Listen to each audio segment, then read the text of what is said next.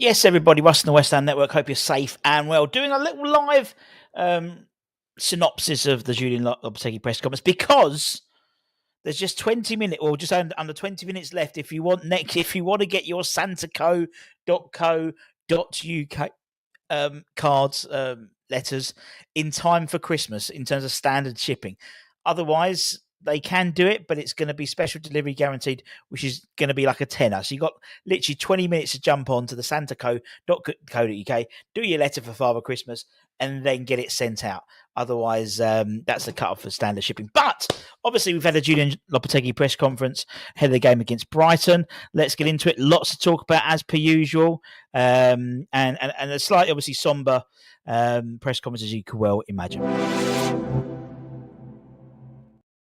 So obviously not the main topic, but most journalists who came on basically all offered their condolences to him, obviously passing of his father. He's been on compassionate leave and got back. That's why the press conference was delayed from yesterday to today. And he says it's been a hard week for our family. My dad has had a very good life and we are proud of him. When I talk about my dad, I do. It's smiling. He had a very good life. He's a big character. I've lost my dad, but I think a lot of people have lost a big person. So as always, we send our condolences to the Lopetegui family. It's strange with football. You don't get any time to really grieve because literally you're back at it. So we will obviously send our best to Julien, of course. Then we got into the nitty gritty as we usually do.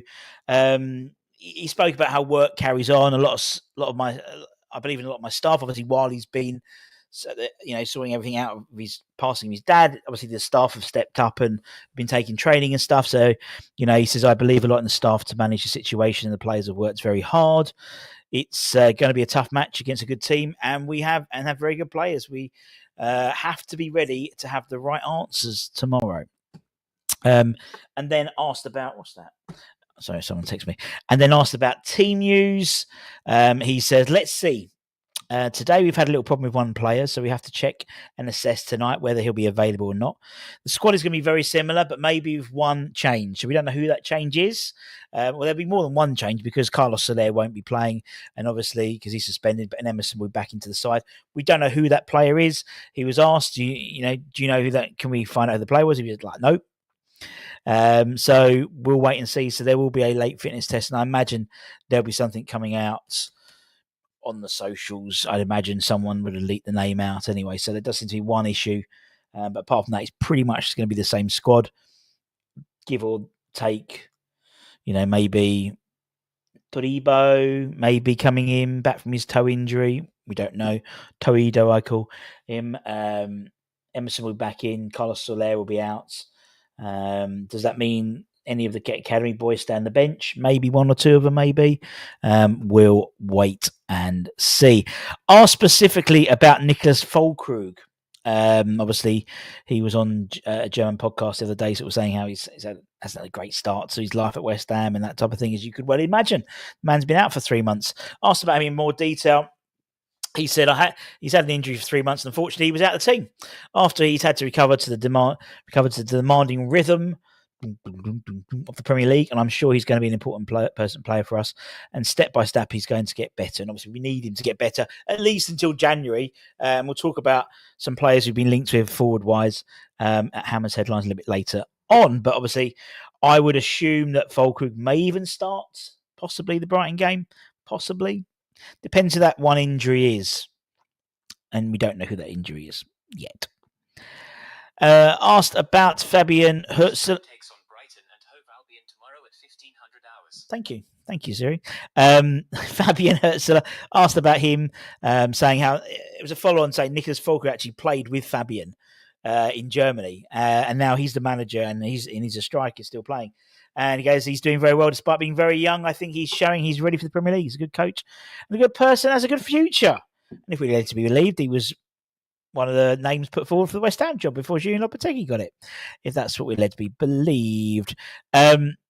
Let's zoom through, then we'll go through a few comments. It's not going to be a long one today, but it's just I just wanted to get out the fact that if you wanted to get your Christmas letter for Father Christmas, you've got to do it like in the next 15 minutes. Asked about Brighton. Obviously, tough game tomorrow as always. But Brighton have been inconsistent the last few games. We did the stats this morning, and there's they've had not a particularly what's the word simple run. They drop points, and they are possible of dropping points. He says it's going to be a tough challenge, but there's always the case in the Premier League. In the same way, it's an opportunity for us. For me, the most important thing is how we're going to compete. We need to show a good level in front of the fans. It will be a good challenge tomorrow. He loves the word of challenge, and this is twice in that one already. But we are focusing on ourselves. There are a good team who have had a similar idea over years with different coaches, but we are concentrating on us. And indeed, there's similar ideas, just different coaches. Now, this one doesn't say. No, don't want that one. That was last week. Asked about Lucas Paqueta. A few questions about some specific, obviously, Fullkrug, Paqueta, and one about Bowen in a tick. Asked about how he sort of, scored the goal, went over and saw him and hugged him and kissed the badge. I think he showed he is ready, despite not being in the lineup in the previous games. Of course, he wasn't. There is a lot of focus on the starting 11, but today's substitutes can be as key as those players who start. And I think that's to me, is one of the things I'm really taking away from the Julian Lopetegui era is, the squad. We us as fans are fascinated about the starting 11s, aren't we? But you see, pretty much most games, or 75% of the games, he changes it at half time anyway. And sometimes you think, why does he not start with that? But he does seem, it's this sort of squad mentality. Lucas is always ready to help us. All of them have to feel they can be very important, even when they're not in the lineup. I try and enjoy my relationship with all my players. It's a really interesting thing to say. I'm his coach, and I am very well happy with the commitment of the whole team. Hasn't singled anyone out there. All of them work very hard, and I'm sure they're going to help us keep becoming a better team. And obviously, we go into this period now. We've got the game tonight, on Saturday rather. Then we've got the Boxing Day game against Southampton. Probably Ivan Juric will be the manager for then. So that's going to be a tougher game than it would have been 4 or 5 days ago if Russell Martin was still in place, arguably. And then Liverpool at home. So 3 sort of not easy games at all. I mean, the Southampton game would have been a slightly easier one if there wasn't a new manager bounce, which is what we'll probably have for the game on Boxing Day. Asked about Brighton's record against us. Obviously, they have got a very good record, as you can see if you go back and check the stats attack that we did earlier this morning. And so it says we are talking about a very good team, but I don't focus too much on the statistics. Each match is different. It has been like this, but tomorrow is a new match, and we are focused on the present, not the past. There we go. What else we got? Asked about, we'll end with Jarrod Bowen, but then another question from another journalist asked about sort of the age of Fabian Hürzeler, and obviously there's a lot of younger managers coming into the game, and he goes, the managers who come in are ready. Age isn't important. It's the same with players. All right, just get a 70-year-old in. He's ready. In this case, the Brighton manager is doing very well, but we are focused on our strengths and on our team. He's very good. Do you know what? I mean, when he does interview very well in that respect. He always brings it back to his team. He never really singles out any players for being bad. It always is, if the players aren't performing, put it on me. And I give him credit for that, And with everything else he's had going on in his life in the last 6 months, you know what I mean? I think anyone else, any of us lot, would have been crumbled up in a ball. He looked sad today, obviously, but he didn't look. He looked like he'd had a torrid couple of days, as you could well imagine. But I just think he's one of those guys who just sucks it up and sees. Do you know what I mean? He'll suck it up and carry on. And there's something admirable about that, definitely. And lastly, he was asked about Jarrod Bowen. If Jarrod Bowen plays tomorrow, I think it's his 300th league appearance, not for West Ham, but just in general. And asked about his contributions. He says he is always ready. He's a good player and a very hard worker. Maybe that is why he is a good player, because he's a hard worker. He has achieved a lot despite still being a young player. And obviously it's his birthday today. 28, not young. You're not young. He's not young. He's 28 in footballing terms. He's sort of in peak, isn't he, at the moment? So happy birthday, Skipper. And then I know what you're waiting for. A little bit back to form in terms of the for sures and focuses, despite obviously what's been going on this week in his personal life. But for sures, He's coming at 5 now. I think he averages about 6 or 7, so average. But focuses, I think he was on 3 last week, doubled that. Number 6 for the Focus monitor, and that's it. That was it. That was the Julien Lopetegui press conference today. Let's just go for a few comments. Let's see what we've got. Big challenges, Mark. I need to focus. Bro's in, what, bro? Hope you're bad. Gazwald, hope you're well. Todibo available. We don't know. There's been no word. As I said, it does seem. Actually, I forgot to say he was also asked a question about Michail Antonio, and whether he's seen him and they were planning to go. And he said we had 2 hours of him, and step by step he's improving. He's getting better.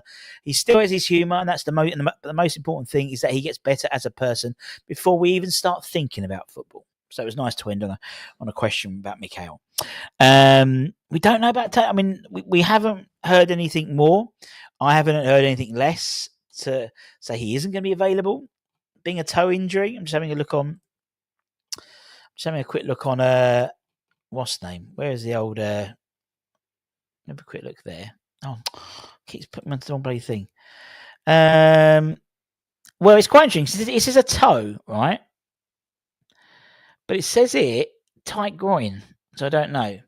Currently being assessed, 25% chance. So believe that as you will. Are you hopeful to... I would... In the same way that when obviously we've had a shit couple of weeks when it comes to West Ham outside, off the pitch, and on the pitch really, but mainly off the pitch. If the team can't galvanise a win tomorrow or a good performance for their boss... I don't know what we can do. Do you know what I mean? Last time it was Michail Antonio. Didn't really sort of make much of a performance, but for their boss, his dad's just passed away. It could be a really nice. He could enjoy it. Oh, you can't enjoy Christmas with me, but it would be easier if we come away with a win tomorrow, and that is on the players. That is on the players to do that. And so I am hopeful. Maybe 8th attempt to beat them at home. Maybe 8th time lucky. Lucas reads help us, but I've read today Lucas wants that on West Ham for me. Let's hope that's not true. Well, in the same way, I've read a lot of stuff about, you've seen he's done an interview saying he loves it to play at West Ham. And I'd read everything with a pinch of salt, mate. I wouldn't believe anything. I've heard an interview from Lucas Paqueta saying, he loves West Ham. He loves playing for West Ham. Whatever journo says or what an agent says, that's all we can do. Go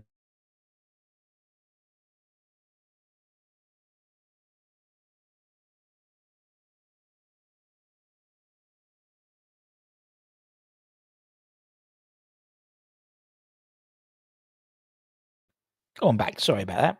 You almost missed me, didn't you? Vic, hope you're well. Lucas, he should be there for the team. Fuck's sake. Anyway, as I said, Hammer's headlines a bit later on. Don't forget to check that out. A few players, some exciting players actually, some exciting young players we've been linked with, and whether that, whether that blossoms into them signing for us is another thing. But take care, stay safe, stay warm, stay humble, keep the faith, enjoy your Friday night, and I'll see you guys soon. Don't forget to like, comment, share, all that good stuff. Also, don't forget to comment on the videos if you're watching this on catch up. Everyone gets entered into our prize draws. We give away prizes almost virtually every day, and we'll have a very special Christmas video going out Christmas Day as per usual in association with the Irons Point Food Banks. So take care, stay safe, stay warm, stay humble. Much love. Friday morning over there. Okay, take care. Bye-bye, mate.